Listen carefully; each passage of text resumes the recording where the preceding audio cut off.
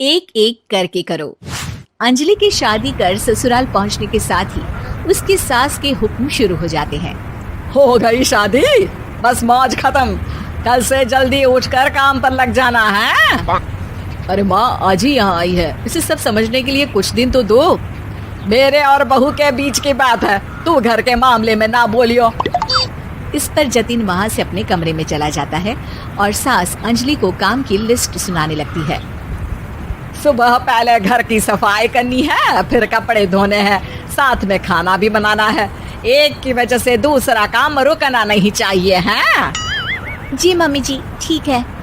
ये कहकर अंजलि अपने कमरे में चली जाती है। अंजलि, मम्मी हमेशा बोलती थी बहू आएगी तो उनका काम हल्का होगा, पर मुझे नहीं पता था कि वो काम हल्का करने की जगह टाल ही देंगी। कुछ नहीं होता, ये सब मैं अपने घर में भी तो करती थी, मुझे आदत है, कोई दिक्कत नहीं होगी। ठीक है, पर अगर कुछ हो तो बता देना। दोनों सो जाते हैं और अगली सुबह से अंजलि जल्दी उठ के सास के बताए कामों में जुट जाती है, जिसमें वो जैसे ही कपड़े धोने लगती है तो सास वहाँ आ जाती है। अरे सुनो, ये कपड़े ऐसे नहीं धुलेंगे, सबको डिवाइड कर फिर एक एक करके अलग अलग धोने हैं। क्या एक एक कपड़ा अलग करके? एक बार में सुनाई नहीं देता क्या? वही बोला है मैंने, लग जाओ काम पर हैं? सास की बात मानते हुए अंजलि एक एक करके कपड़े धोना शुरू करती है, जिसे करते हुए आधा दिन बीत जाता है।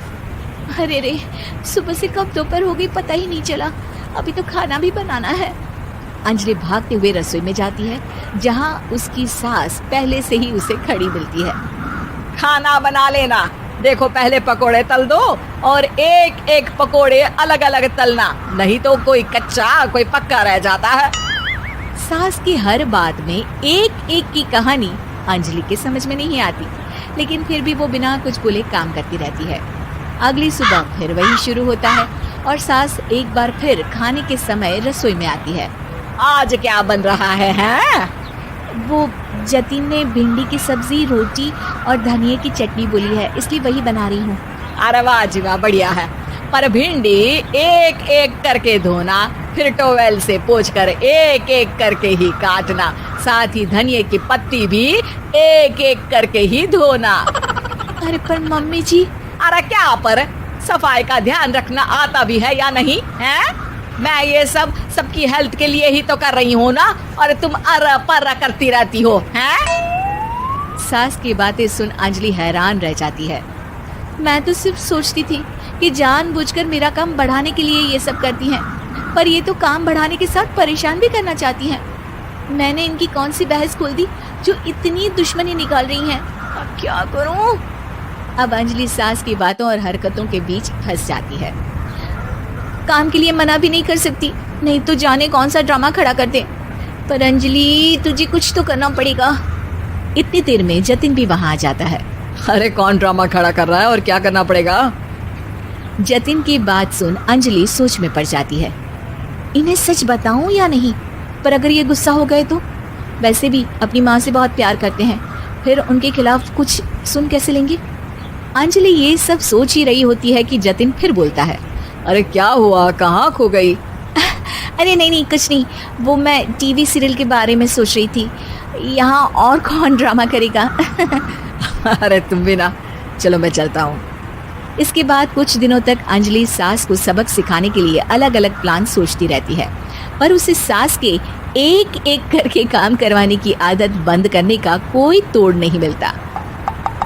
अगर ऐसे ही चलता रहा तो कहीं मैं एक दिन अपने सिर के बालों को भी एक एक करके सुलझना ना शुरू कर दूं। पगली हो गई है क्या? अकेले में क्या बड़बड़ किए जा रही हो? वैसे आज खाने में क्या है? आलू की सब्जी। तो फिर आलू को अच्छे से काट कर उसके कटे हुए कपड़ों को एक एक करके ही धोना है। बिल्कुल, इसे कैसे भूल सकती हूँ, मेरे जी का जंजाल। अरे बातें कम काम ज्यादा है। अंजलि एक बार फिर सास के कहे अनुसार काम करने लग जाती है, जिसमें सब्जी बनाते हुए उसके दिमाग में एक आइडिया आता है और वो सास को आवाज लगाती है। मम्मी जी सुनिए जरा, इधर तो आना।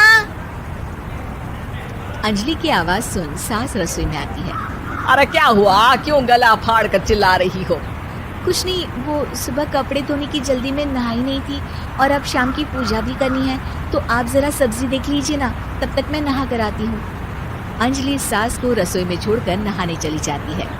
इसी तरह देखते देखते 4 घंटे बीत जाते हैं, लेकिन अंजलि बाथरूम से बाहर ही नहीं निकलती, जिसे देख सास उसे आवाज लगाती है। अरे बाथरूम में ही समाधि लगा ली क्या?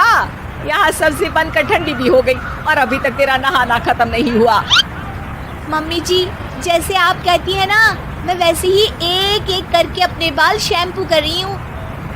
तो अभी 3 घंटे और लगेंगे, तब तक काम और जतिन को खाना सर्व करना आप संभाल लेना। इस तरह अपने नहले पर बहू का दहला देख सास शॉक्ड रह जाती है, जिसके बाद से घर में एक एक करके करने का आलाप बंद हो जाता है। Please subscribe.